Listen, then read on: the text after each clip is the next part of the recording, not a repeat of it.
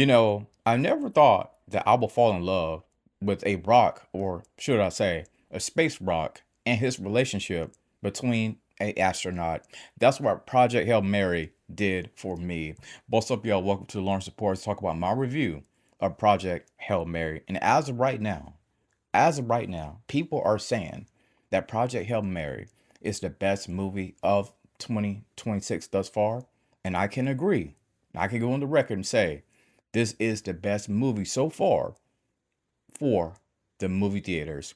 Project Hail Mary has been killing it at the box office, breaking all types of records. Make sure you guys hit the subscribe button, like, and please not forget to comment. Let's talk about Project Hail Mary.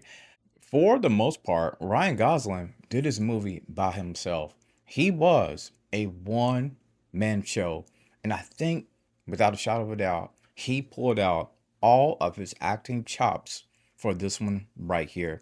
We saw the range completely from Ryan Gosling. I've been waiting on a performance of the ages like this right here from him, and he actually delivered without a shadow of a doubt. And one of the many things I love so much about this movie was those bright, vibrant colors. Those shots was out of this world. The cinematography on this bad boy right here was one of one, very unique in such a special way. So beautiful. This movie is a combination of, I think, in comparison, would be E.T. meets Interstellar. A great combination, a great dynamic duo of both of those two movies right there. Let's go over a quick synopsis of what Project Hail Mary is all about. Project Hail Mary is a scientific fiction exploration about Ryan. Project Hail Mary is a scientific exploration about Ryland Grace, a junior high school teacher turned astronaut who wakes up from a coma with amnesia on a last chance mission to save the sun and the earth. Project Hail Mary is the latest Hollywood adaptation from book to film by author Andy Weir. And of course, this movie was directed by Phil Lord and Chris Miller. I know a lot of people know them for Into the Spider-Verse, right? Producers, writers on that film right there. One of my favorite films, point blank, period. I found Project Hail Mary to have a big scope with a even larger part of the human heart that's being shaped and formed within this movie, right? We see the humanity at its core. Project Hail Mary will make you smile, laugh, cry, and think about your fellow man and what and how you can help them out, how we just need to be for each other at the end of the day, especially with the stakes being so high. This movie, Project Hail Mary, is what the cinematic experience is all about. This is why we go to the movies with our friends, with our family right here, because a movie of this caliber, a movie of this nature, delivered for so many people on so many different levels. That's what Project Hail Mary is about.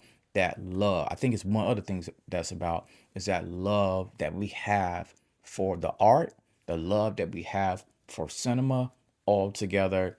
Ryan Gosling, he delivered a great performance with Project Hail Mary. The relationship between Rylan and Rocky, I truly love that because we saw two people that was kind of like on a similar mission, but it was also like a language barrier between them, right? And they figured out that, while they're in space, solving this mystery, trying to save their home world, right?